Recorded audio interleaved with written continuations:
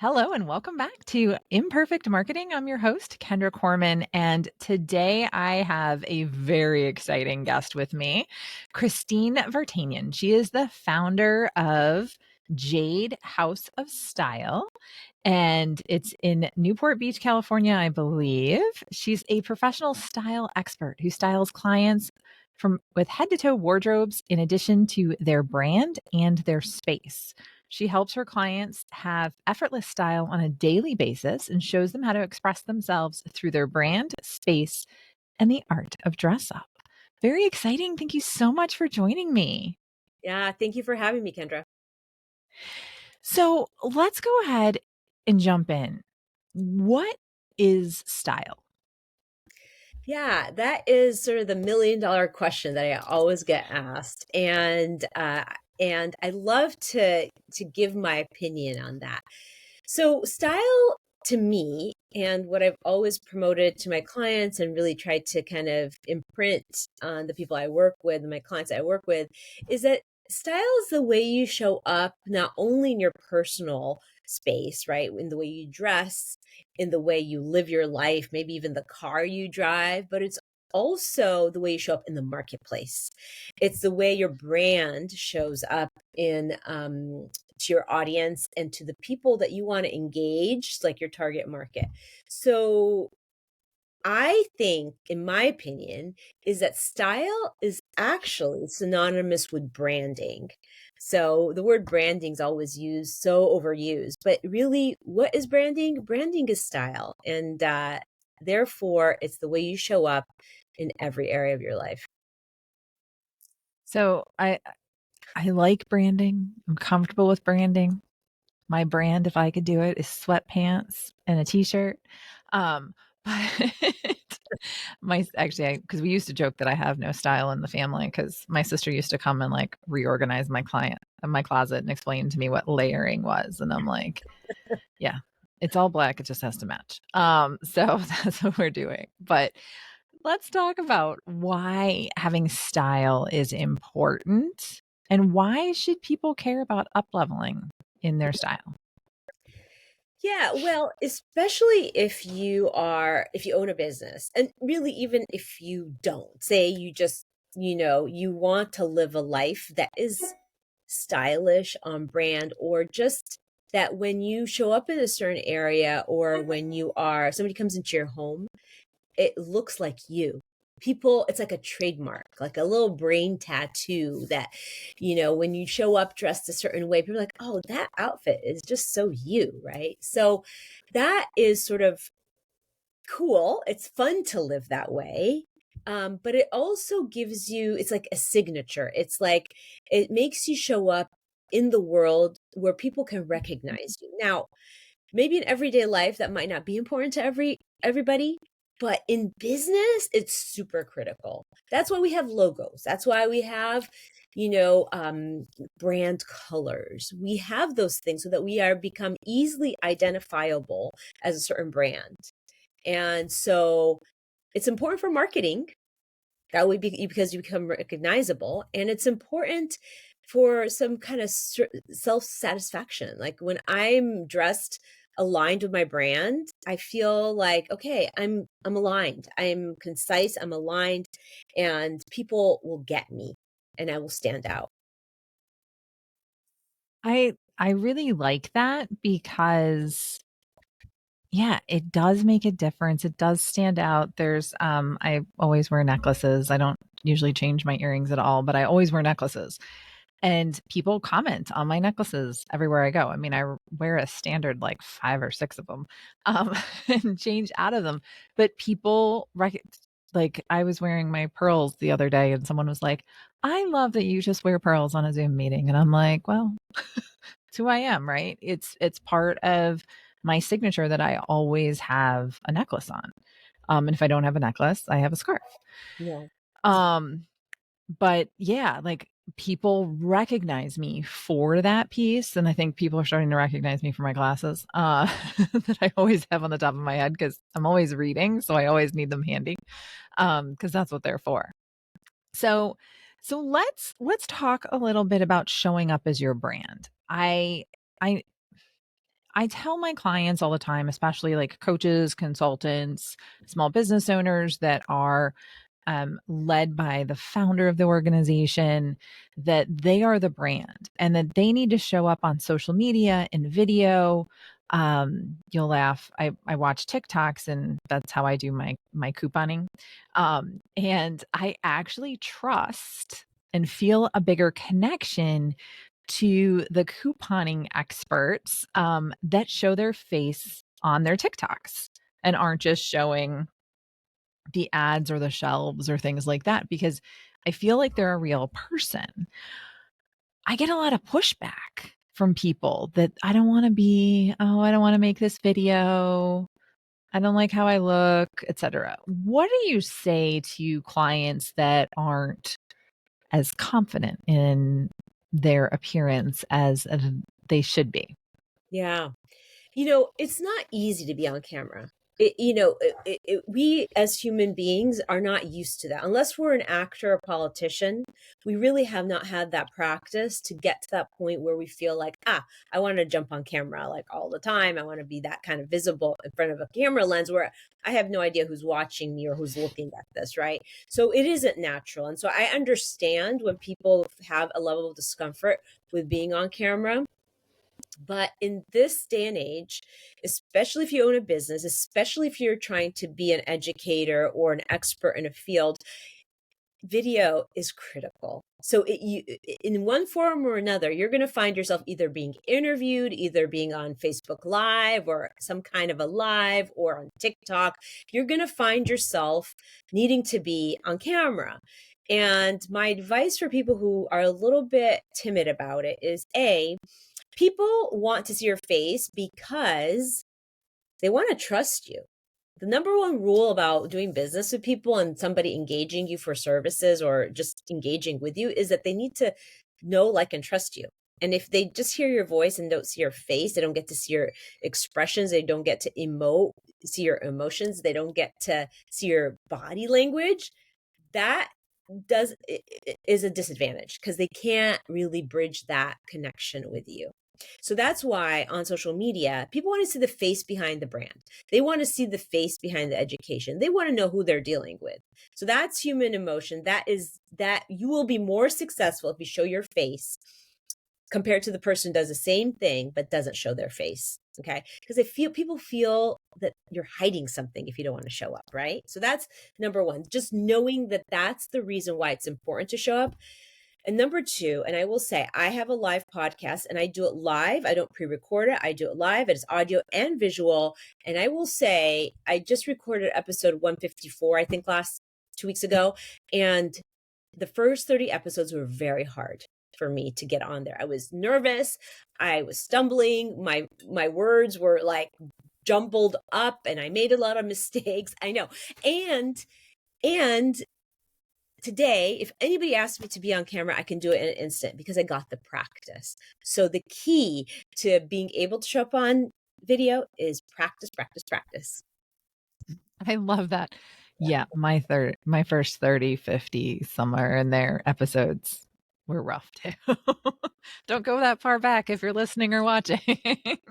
I think I got into more of where I'm more comfortable with it as I went. And yeah, I mean, it's just practice makes a difference. I think the pandemic had a big influence on me. I refused to be on video for the longest time. Well, then I was in Zoom meetings all day, every day, staring at myself with no option. I'm Yeah. on camera all Yeah. day. Mm-hmm. Maybe not recorded and broadcasted for everybody all the time, but still, I'm there and showing up. And I think that really broke that down for me a little bit. But you're right. People want to see people and it builds more of a connection. Yeah. Definitely. Yeah. Definitely. And the thing, So the rule about go ahead. really, getting over something that makes you anxious or uncomfortable is just doing it. Doing it, right? So that kind of is universal in that way, whatever makes you uncomfortable. Progress, not perfection. That's what we are all about. We're about getting it done, not perfect, because that really moves you further ahead. Yep. So let's talk a little bit about your process. If somebody is looking to up level their style, um, would they engage you? How do you get started? Yeah. Well, I feel like anybody who really reaches out to me is on a different part of their journey when it comes to style. I have clients that reach out to me that really have never invested any time, effort, or money into up leveling the way they show up. And I have clients that come to me that they know how to style themselves. They have amazing clothes, they have an unlimited budget, and they just need some direction and organization. So there's clients are all over the board when it comes to that.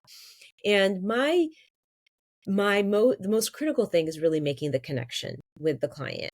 And particularly my client base is about 90% women. I do style men as well, but women are sort of my target market. Usually the gentlemen who come to me are usually a referral of one of my clients who's a woman who says, can you style my husband? Or can you work with my dad, or things like that. That's how that comes about. It's usually the women who are my target audience members. And uh, building the connection is the most critical thing. As a woman, for me, my passion is to make every woman feel as beautiful outside as she is inside, because we wear so many hats.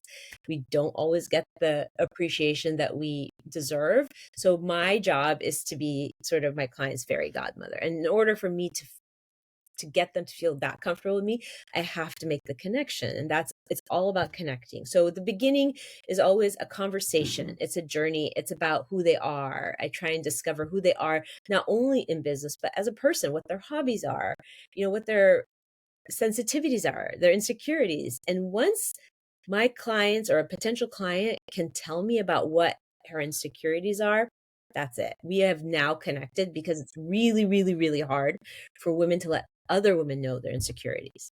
So when I get to that point where they're feeling that comfortable with me and they can be that vulnerable, then we've made the connection. And from there, it's just a decision of when is the best time to start. And usually I always tell my clients, don't ever wait to feel great. You don't know what's going to happen tomorrow.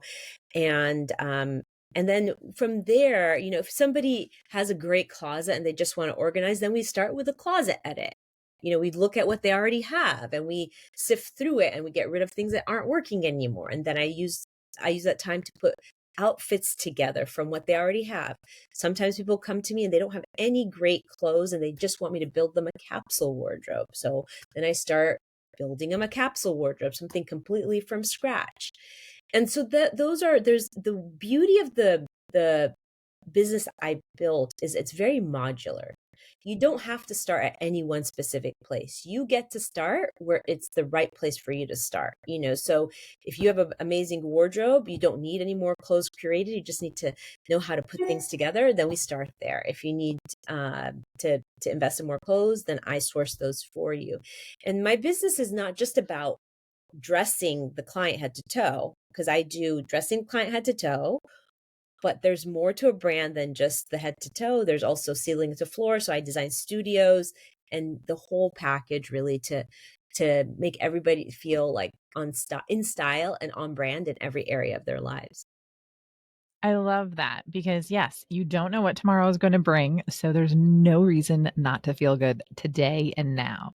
Yeah. One of the things you talked about or mentioned is capsule wardrobes. So I know people throw those around. What are some of your go to pieces when someone's building a capsule wardrobe? Yeah. I have some very philosophies that I'm very firm to when it comes to building capsule wardrobe. So capsule wardrobe for every client is different.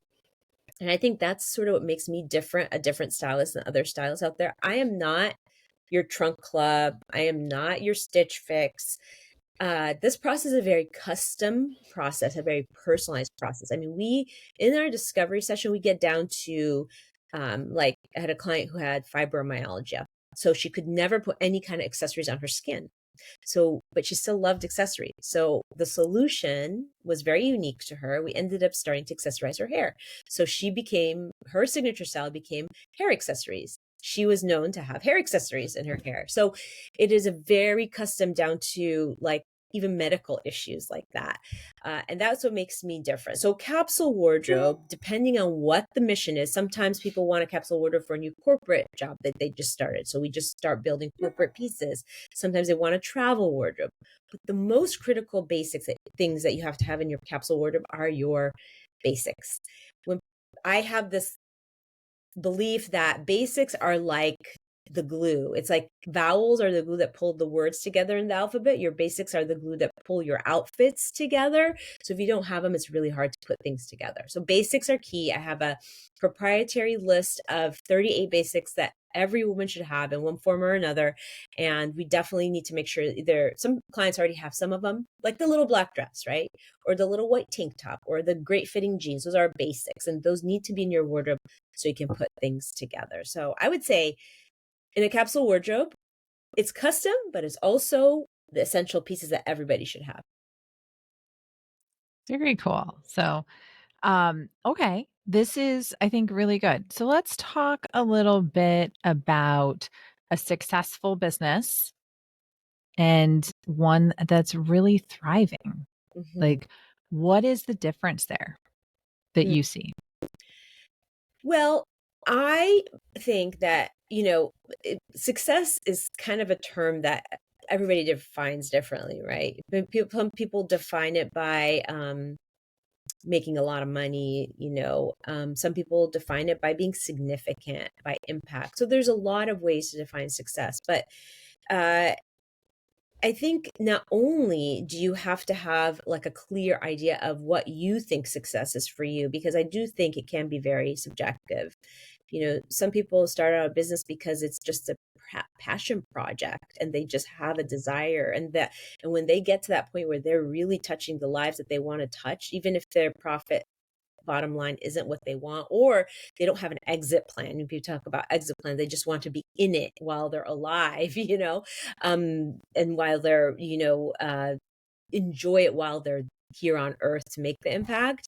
Uh, Everybody defines success differently, but thriving is doing kind of all those things. I think it's like being successful in the sense that you are making a profit. It's not just a hobby business, that you are impacting lives, that you are educating other people, and that you're significant. It's important what you're doing. If you look at a business model like my own of dressing people with clothes, that was one of my biggest um, challenges when I started this business. I knew that my clients who were women from ages 30 to about 60 and up needed what I had to offer. But then I was faced with a sort of this moral conflict. I was like, but is this something that's superficial that I'm going to be promoting? And then I realized as I was talking through it, how unsuperficial it is. What I do is not about the clothes. It's not about the outside. It's all about how the clothes make you feel. It's a tool to up-level confidence. It's a tool to make you feel like empowered. It's a tool to make you want to go out to the world and tell them and help them. Uh, and so that's a very, very important to me that when I get interviewed or I'm on stage talking about what I do, that people don't perceive me as just a stylist, because that's so not what this is about. This is about inside more than is outside. The outside is just a means to an end. So that helps me feel significant in the lives of my clients, and it makes me feel like I'm doing a bigger job than dressing somebody or designing a space. It's the emotion behind it and how it's the mental health that you achieve by actually using those as tools. I don't know if that answered your question. So please follow It up. does. No, you're good. No, I think that it's very powerful, and I think what you do is significant because the better people can feel about themselves, the better they show up for themselves and their business. And that's really important because it is all about showing up for yourself and your business. Yeah. And if you don't feel good, then that's not good, Yeah, right? you can't So, really, yeah, they always say you can't fill other people's cup from an empty one, right? And it's not just showing up for yourself. That's what helps us show up for others in our lives that we're taking care of, whether it's our families or our clients. yeah, I think that's just so powerful and it is very significant. Yeah. All right. So, Before I ask you my last question, I do have one more question for you. So, if someone's listening to this, what is one thing they should think about tomorrow when they're getting dressed and they're looking at their closet going, eh? Yeah. Okay. One thing that is always my goal is that when my clients step into their closet, I want it to feel like a sanctuary. So you have to make it that. If it's cluttered and it's overstuffed, it's cluttering your mind and your life. So when you step into your closet and if you find that it feels stuffed, cluttered, overrun with things that you don't use, I think giving some thought to maybe starting to purge and think about how you're going to organize it could really change your life. It can really change your life. You step into this place that feels clear, it takes away all the mind clutter. And then that is sort of uh the emotional part of clothes. But if I'm going to give you maybe a piece of advice to think about that is practical, when you walk into your closet, choose the thing that makes you feel like $1,000,000 when you wear it. Put it on and stand in the mirror. And it doesn't feel right, don't don't do it. Don't wear it. But if it makes you feel like $1,000,000, put it on and remember that when we get dressed up, we want to instantly run into everybody we know. If you're running out of the house with your sweatpants, you're kind of hiding. Don't hide. You were made to stand out. So getting dressed up is very important. That's great. That's great advice. So, I think weeding down our closets is a good investment. I know that I did it earlier this year and I need to do it again. Well, earlier this year. In 2023 I did it. And now I need to do it again for 2024. So, that's fantastic advice. Thank you so much for your time today. Before I let you go, I have to ask you the question that I ask everybody. This show is called Imperfect Marketing because marketing is anything but a perfect science. Yeah. What has been your biggest marketing lesson learned as you've grown your business? Yeah.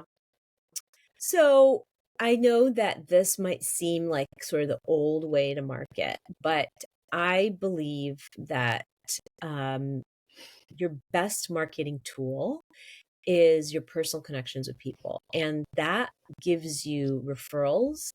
It gives you people believing in you and wanting other people that they love to be touched by you. And that I think is the most powerful way to really market. So that has been something I've learned because you can spend thousands of dollars on marketing. There's so many things to do out there, and spend thousands of money on marketing. And the one thing that I know that's been tried and true is talking to people and getting them to know me so that they can refer people to me. And the other thing is making offers, always making the offer, because people aren't going to they're not going to know what you have to offer if you're not offering it. So that's another thing that I think is really, really powerful. So I definitely don't think that that's the old way of marketing. I think that that is essential. It does come down to connections. Yeah. Even if it's long distance through social media, it doesn't matter. It comes down to relationships. I work with a lot of nonprofits who have galas and other types of events and things like that. I'll tell you right now, I can tell you if it's going to be successful or not successful, depending on how many people they personally reach out to, how many people the committee personally reaches out to. People aren't going to go to an event because they saw it on the news this morning. Yeah. They're going to go to an event because they know 10 other people going, or their friends going, or their friend said, "Hey, check it out. I'm going to be there. I hope you can join me." Those are the types of things that really make a difference and stand out in this crowded marketplace Yes. because there's so much we can't trust out there and that we don't trust out there that it makes it difficult at times. And I think that I think that that's a really good lesson learned. It does come down to offering and telling people because I think, going to the offering piece of it, people are busy. They don't Yeah. remember what you do. They don't have enough room in their mind to remember what they do, let alone what you do, right? And so, again, it's those relationships, it's letting them know what you do, it's making the offer so that they can buy from you and work with you Yep. because people need your services. Yep. So, Absolutely. This was fantastic. Thank you so much for your time today. I really appreciate it. We have a link in the show notes to Jade House of Style, I believe is the link.